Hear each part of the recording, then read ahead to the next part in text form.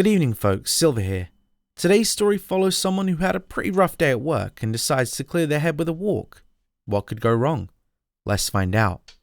Also, before we begin, only a small percentage of you that listen to these stories are actually subscribed. So, if you're not enjoying this narration, please consider subscribing. It's free, and you can always unsubscribe later. With that, enjoy the story.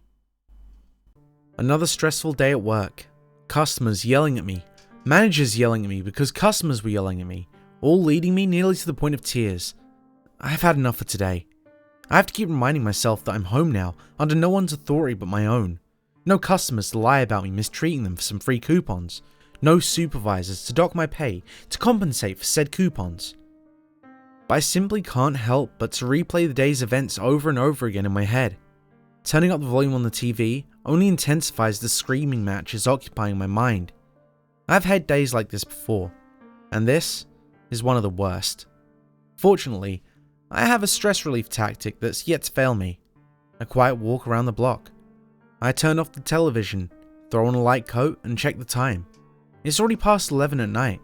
I don't want to be out too late, but I know I won't be able to sleep until I can put this behind me.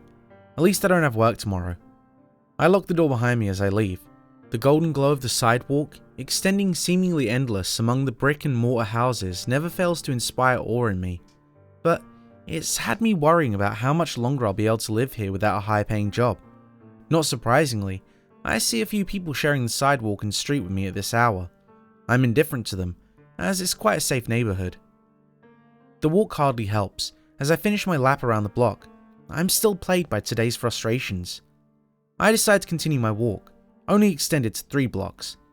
As I step past the first block, I finally begin to quiet the looping arguments and notice the sound around me, or more accurately, the lack of sound. Only 2 noises seem to exist in this bubble of the universe: the subdued hum of the streetlights and the harsh slap of the rubber of my shoes meeting the pavement. In the near silence, the dull thud echoes forever. Everything seems so much louder at night. I look behind me for my home to see how far I've gone. I can't see it. I must have got lost in thought and walked way past my mark unconsciously. The walk has already helped, so I figure I might as well walk straight home from here.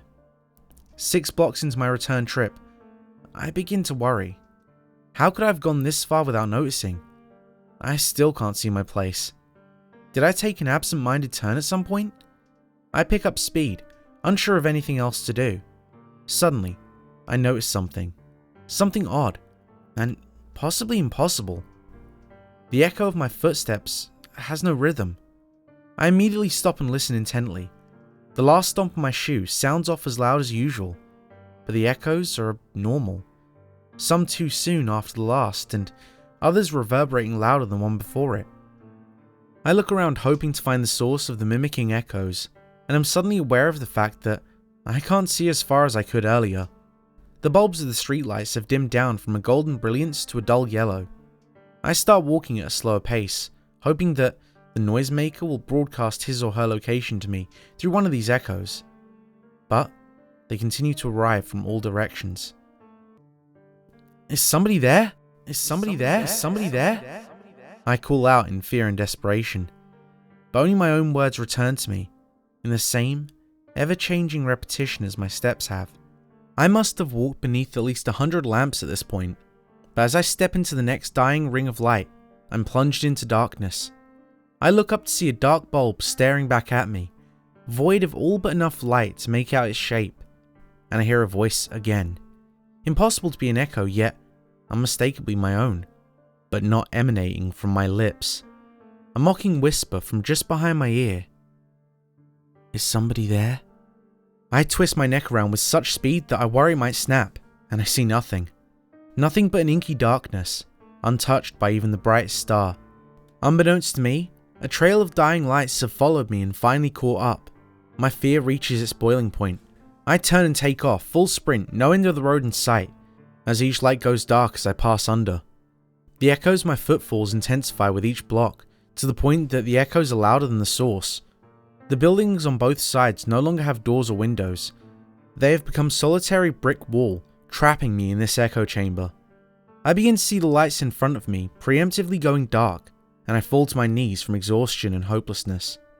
The void engulfs me as I watch every visible light fade from existence. Why? I scream into the abyss, expecting this to be my last word. There is no echo. Not even a normal echo. The sound of my scream dies in the air and disappears. Absolute silence. Until several seconds later, a single street lamp ignites, about half a block away. One small circle of light illuminates the ground, revealing a solitary figure. It has the appearance of a person. No, the appearance of me. My height, my shape. It is me, but made of pure darkness. And though it has no visible eyes, I know it's watching me, as my voice sounds from its non-existent mouth, repeating back to me, "Why?" And then, another light activates, closer this time, showing me myself once again, and asking me my own question. A third light, a fourth light, 5, 6, 7. I lose count, as some lights reveal more than one incarnation of my living shadow, all asking me the same question that I have no answer for. The seemingly infinite road is flooded with these dark imposters, no longer echoing at random, but chanting with increasing volume. Why? Why? Why? I cover my ears and close my eyes tight, but it does nothing to quiet the voices or get the images of the shadow people out of my head. A minute after the chanting began, just when the volume was reaching deafening, it ceases completely. I open my eyes once more to the pitch black vacuum of sound. I begin to wonder if this is the afterlife before I'm suddenly blinded, not in darkness, but light. All I can see is white, and I know that luminescence has returned to my life. But, as my vision adjusts, my blood runs cold. Only one light is on, the one directly above me. I am exposed, surrounded by the unknown with no escape. So I cry. I weep for myself, not knowing whether anyone will ever find me, alive or dead. I fall to the ground and cry as my last light gradually becomes dimmer, listening only to my sobs echoing back at me, slowly getting closer and closer.